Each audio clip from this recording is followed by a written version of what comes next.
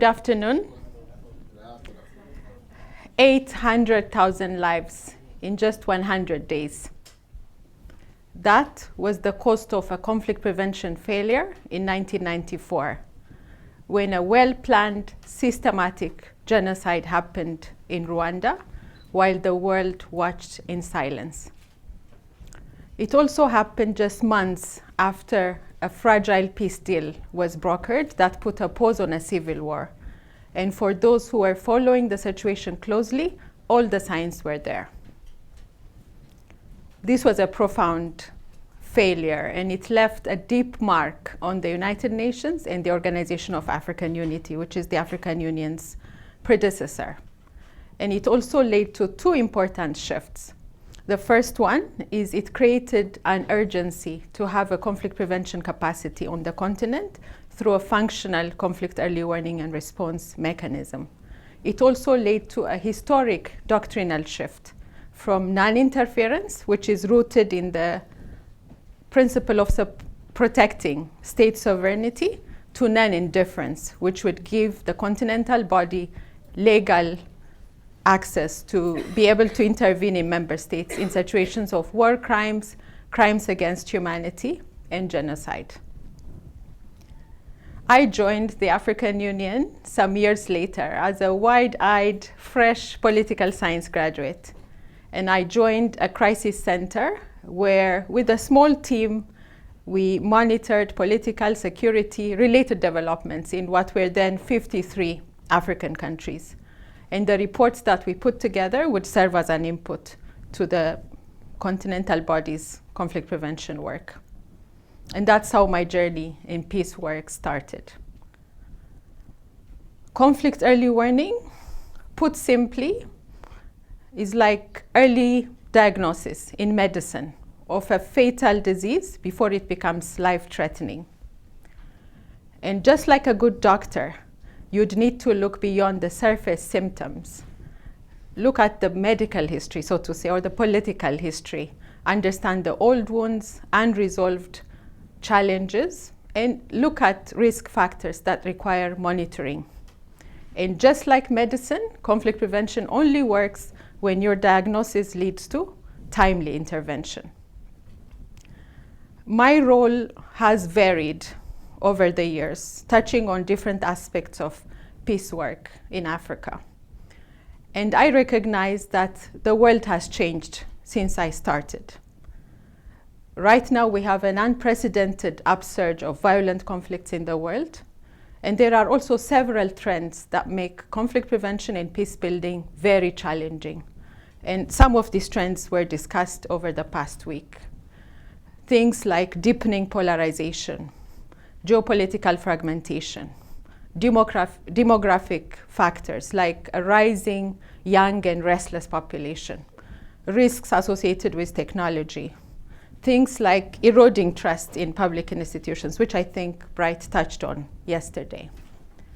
In spite of the complexity of these realities, and perhaps because of them, conflict prevention has never been more essential. And what I'm going to try to do in the remaining few minutes is share with you 3 ideas that I picked out of a long list, because this is a broad topic. A lot can be said about it. But 3 ideas that I want us to reflect on to see how we can make conflict prevention adaptable and effective in these complex terrain.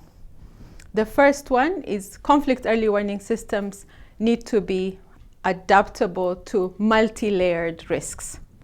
Unlike traditional battlefields, security risks these days are rarely linear, but multi-layered. For instance, in the region where I come from, which is the Horn of Africa, which is highly vulnerable to climate shocks, we see how environmental factors like drought, displacement, and then competition over limited resources kind of create a chain reaction and result in violent conflicts.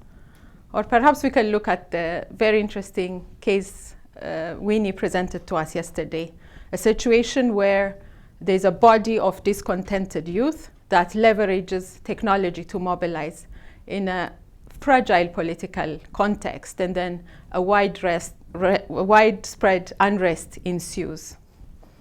All these examples kind of compel us to think about how conflict early warning systems need to be able to map and navigate multi-layered risks. The second idea I want to share with you is a recognition that conflict prevention is a generational commitment, not a short-term project. Unfortunately, conflict prevention has always been severely underfunded, especially when you compare it with military expenditure or humanitarian aid. On top of that, it's also highly donor dependent, tied to very short-term funding cycles. And this makes meaningful conflict prevention work highly difficult because you need time and sustained effort to address some of the underlying root causes that make crisis inevitable. And I believe this is a very urgent conversation to have in light of the big retreat we're seeing in terms of international development financing right now. And my third point is the need to bridge conflict early warning and early response, the gap between these two sides of the coin. And this has been a core and unresolved dilemma for people working in conflict prevention, and also a key determinant of success.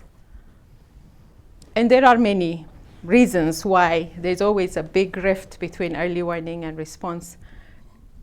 Reasons like political hesitation, especially in regional or global environments where decision-making is consensus-based.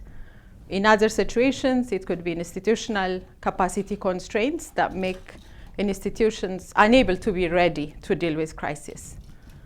And in other cases, it could just be pure fatigue from the sheer number of crises that erupt simultaneously and demand action. But we can't do without finding a way to bridge this gap and make conflict prevention effective.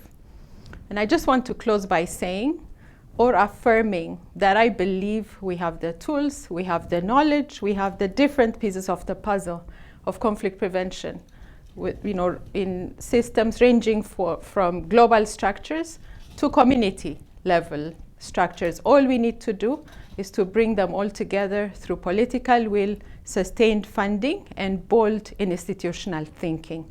And we must do it because the cost of failure is too great. Thank you.